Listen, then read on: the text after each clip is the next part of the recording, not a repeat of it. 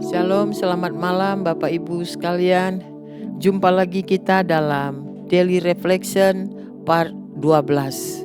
Saya percaya Bapak Ibu sekalian semua dalam kondisi baik-baik dan diberkati Tuhan.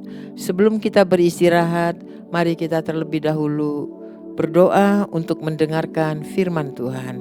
Kita berdoa. Tuhan Yesus, untuk sepanjang hari ini kami telah melakukan begitu banyak kegiatan, aktivitas. Tubuh kami lelah, kami mau beristirahat, namun jiwa kami haus dan lapar. Roh kami menyala-nyala untuk mendengarkan firman Tuhan. Berbicaralah kepada kami pada malam hari ini, kami sungguh-sungguh haus dan lapar, siap untuk firman Tuhan. Dalam nama Tuhan Yesus Kristus, kami sudah berdoa. Amin.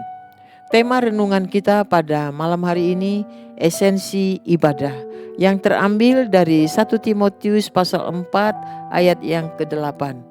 Latihan badani terbatas gunanya, tetapi ibadah itu berguna dalam segala hal karena mengandung janji baik untuk hidup ini maupun untuk hidup yang akan datang.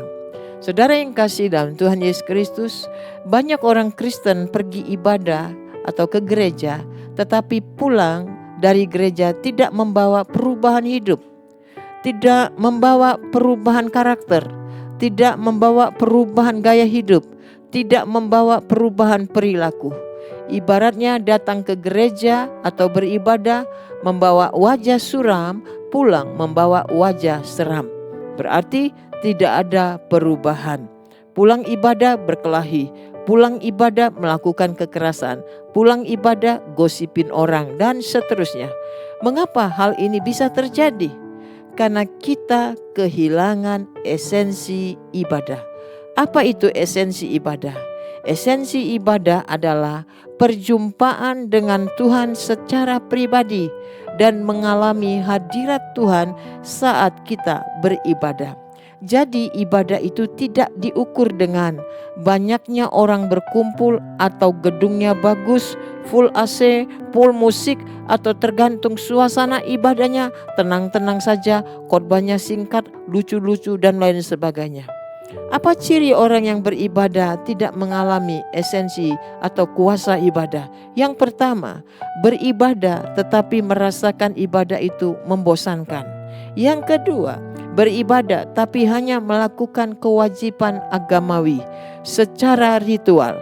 Sebagai orang Kristen, mau tidak mau harus ke gereja. Kalau tidak ke gereja, tidak enak dengan Bapak Gembala, dengan orang-orang gereja. Orang seperti ini sekalipun pengkhotbahnya orang terkenal tetap tidak membawa perubahan. Firman Tuhan berkata kepada kita tadi dalam 1 Timotius 4 ayat 8 bahwa beribadah itu sangat berguna dalam segala hal karena ada janji, ada jaminan untuk hidup sekarang dan yang akan datang. Yang sekarang artinya kita hidup di dunia tapi memiliki damai sejahtera, sukacita dan kekuatan dalam menghadapi tantangan.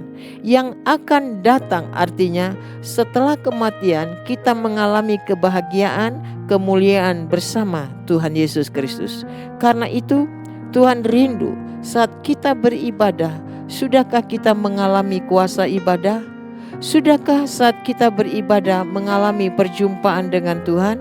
Saya percaya lewat firman Tuhan ini merupakan koreksi buat kita semua bagaimana ibadah kita selama ini di hadapan Tuhan. Mari kita berdoa. Tuhan, kami tidak mau beribadah namun hasilnya sia-sia. Oleh karena itu semua penghalang, penghambat hubungan kami dengan Tuhan, dalam nama Yesus Tuhan hancurkan tembok-tembok pemisah hubungan kami dengan Tuhan. Mungkin kami masih terikat dengan kebiasaan buruk, mungkin kami masih terikat dengan berbagai macam kuasa-kuasa kegelapan atau dosa apapun. Lepaskan kami dari semua itu supaya kami mengalami perubahan yang ajaib. Sebentar kami akan beristirahat. Tuhan Yesus melindungi kami, menjauhkan kami dari segala mimpi-mimpi buruk. Tuhan memberkati kami semua. Kami istirahat dan kami bangun besok dalam kondisi baik-baik saja. Dalam nama Tuhan kami Yesus Kristus kami sudah berdoa. Haleluya. Amin. Tuhan Yesus memberkati kita semua. Sampai jumpa pada besok dalam renungan yang berikutnya. Shalom.